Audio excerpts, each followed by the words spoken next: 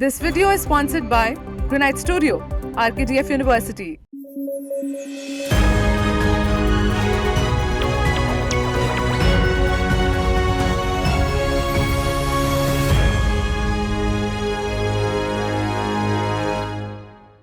Good morning, I'm Zusha Agarwal and you're watching News Flash. Today is the 17th of June and we have a lineup of crucial stories touching every corner of the globe. From the latest developments in politics to groundbreaking advancements in technology. Security forces in southern Russia stormed a detention center on Sunday, killing inmates linked to Islamist terror cells who had taken 2 staff members hostage. Journalists at the scene heard gunfire and social media footage showed multiple ambulances arriving at the prison. Pastor Lorenzo Sewell of 180th Church in Detroit thanked former US President Donald Trump for visiting the hood, stating that President Joe Biden and former President Barack Obama never came to these places. Trump attended a roundtable discussion at the church on Saturday afternoon where he received the compliment. China's National Meteorological Center issued an alert on Sunday for high temperatures affecting multiple regions, while severe flood warnings were issued for many southern provinces due to heavy rains. Now, the center noted that the intensity of high temperatures is expected to decrease in northern China and regions between Yellow River and the Huai River. Former French President François Hollande announced his intention to run for parliament again. This decision follows President Emmanuel Macron's call for a snap election in response to the strong performance of far-right parties in the recent European parliamentary elections. Now, Macron's move to dissolve the National Assembly aims to address the shifting political landscape in France. The multi-core Dharavi slum redevelopment project involves no land transfer to the Adani Group, but rather to the Maharashtra government's departments. The Adani Group, serving as a project developer, will construct houses that will be handed over to these departments for allotment to the residents of Asia's biggest slum, sources said.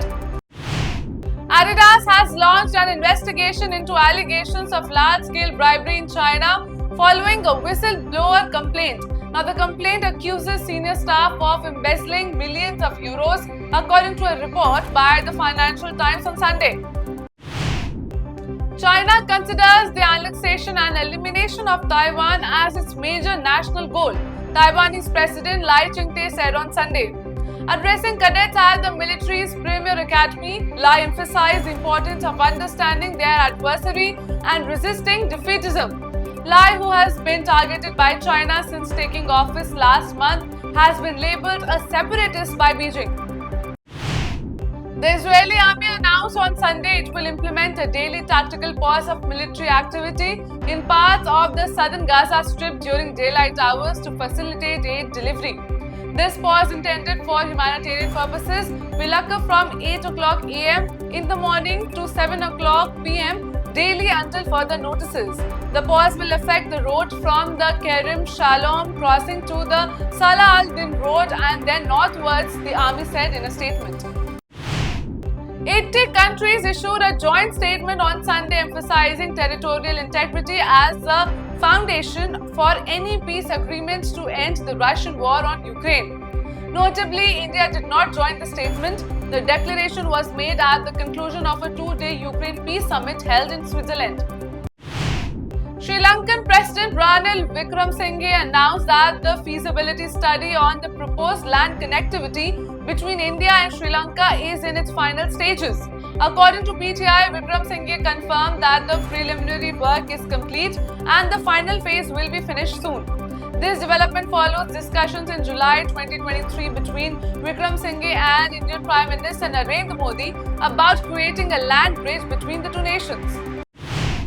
Despite Chinese Premier Li Qiang's efforts to stabilize relations during his visit, Australian Foreign Minister Penny Wong has asserted that the Australia and China are in permanent contest. The bilateral relationship has been strained in recent years due to trade disputes and allegations of Chinese espionage and interference in Australian affairs. Additionally, tensions have risen in the Indo-Pacific region, where China has been engaging with countries traditionally allied to Australia. It is time for a break now. We'll be back with more news. Stay tuned. इस तरह RKDF विश्वविद्यालय राज्य और देश के आधुनिक और उच्च विश्वविद्यालयों में से एक है। RKDF यूनिवर्सिटी, ये है RKDF university. RKDF University, a world-class university. Education glorifies nation. The ministry offices in Luton's Delhi, Hotel Janpath, as well as airport terminals. Granite Studio India, with its prestigious brands, rich experience, and the trust of our clients, can be your reliable partner. We are here for you, for innovating, processing, supplying, and executing in stone. Contact us today for our special sample kit. Union Home Minister Amit Shah has directed security agencies to implement Kashmir-like area domination and zero-terror plans in the Jammu region. This decision follows 4 terrorist attacks in the area within a week. Shah chaired a high-level meeting on Sunday to review the security situation in Jammu and Kashmir. The Election Commission of India has junked a media report that alleged that a polling officer's mobile phone used in unlocking the electronic voting machines was used by an aide of Shiv Sena candidate.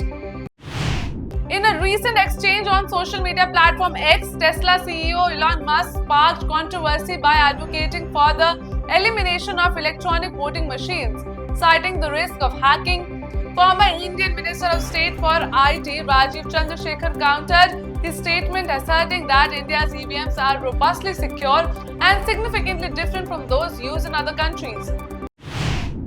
At least 12 people were killed and 13 injured when a tempo traveller skidded off the road and fell into the Alaknanda River on the Badrinath National Highway in Uttarakhand on Saturday. The State Disaster Response Force Commandant Manikant Mishra indicated that the death toll could rise as some of the injured are in serious condition. A group of people was booked for allegedly protesting and attempting to enter the residence of Union Minister of Education Dharmendra Pradhan. Officials said on Saturday, a case under Section 188, disobedience to order duly promulgated by the public servant, was registered at the South Avenue Police Station. On Thursday, they added. 2 Indian Army jawans were killed and 6 others injured, including 2 critically, after a private bus collided with the auto rickshaw they were travelling in near Nagpur on Sunday evening, police reported. The accident, which occurred around 5 p.m. on the Kanhan River Bridge near Kampati town, also left the auto rickshaw driver with serious injuries. The cause of the collision is yet to be determined, police said. Amid outrage over reports of a human finger and centipede found in online ordered ice cream, students at an engineering college in Bihar claimed to have found a snake in their mess food. 11 students fell sick after consuming the contaminated meal and were rushed to the hospital with symptoms of nausea and vomiting. TDP Supremo and Andhra Pradesh Chief Minister N. Chandrababu Naidu appointed Gajuwaka MLA P. Srinivasa Rao Yadav as the party's state president on Sunday, replacing Agriculture Minister K. Acha Naidu. Now, Naidu expressed confidence that Yadav, who previously served as Visakhapatnam TDP Parliamentary Party President, will successfully undertake his new responsibilities. That's all for the headlines of the day. For more updates, download the app and keep watching Rhythm.